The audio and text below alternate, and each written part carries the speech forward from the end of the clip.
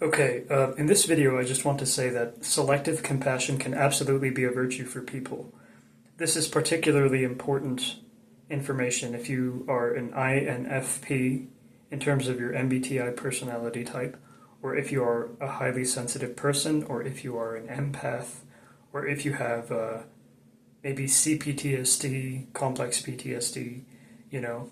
In some circumstances you can put up with tons of mistreatment and abuse and assaults against your dignity if you have no choice but to rely on somebody else for essential survival preserving resources that you need for the time being, you know.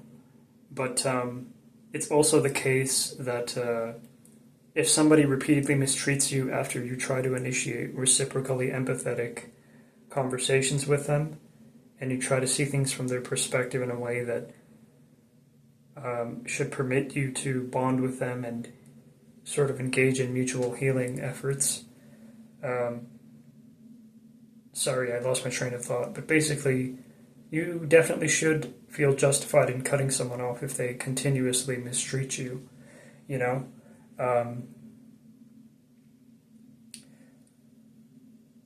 not going to name the people who used to prolifically mistreat me when I was in my early 20s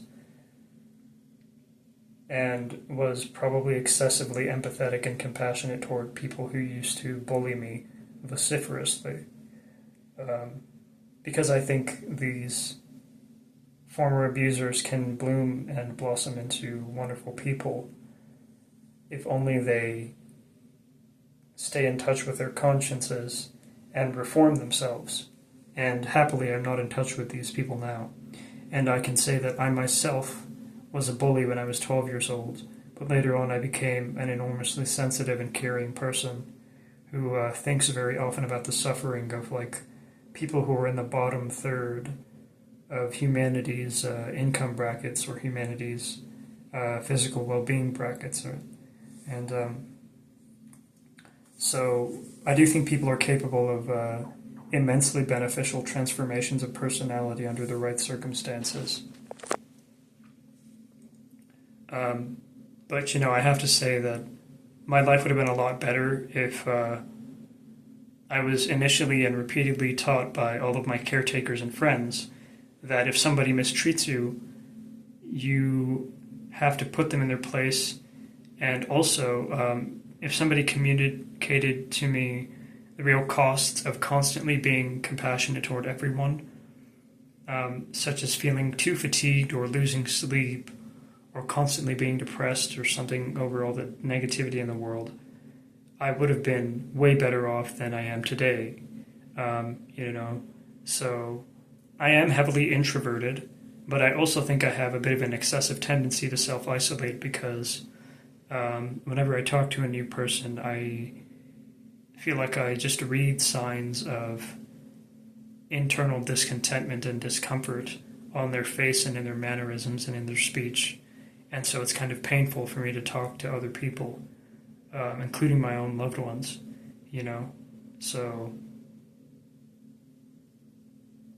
I feel strangely good at picking up on signals of internal emotional pain from other people, which is one reason I think I can formidably dispute the repeated allegation I've received that I am autistic. I think I'm too good at empathizing with others to be considered autistic, even though I certainly do have some autistic traits and behaviors. Unlike a lot of people who seem to be from the younger generation, I want to refuse to label myself too freely with various diagnostic categorizations that I think are better off left to the professionals, or diagnosis contexts in which you have mental health professionals present. So let me just get back to the point.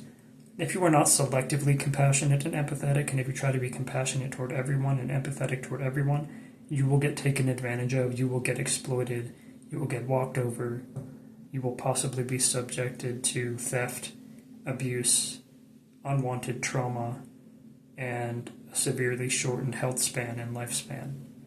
I can actually defend these claims in great detail in a future writing or two, but for now I just want to say that, you know, you got to look out for the ones who have looked out for you. You got to look out for the weakest people in humanity. And if that's all you do in a day, you've done more than, the average person. So that can really be good enough. You don't have to be compassionate toward literally everyone.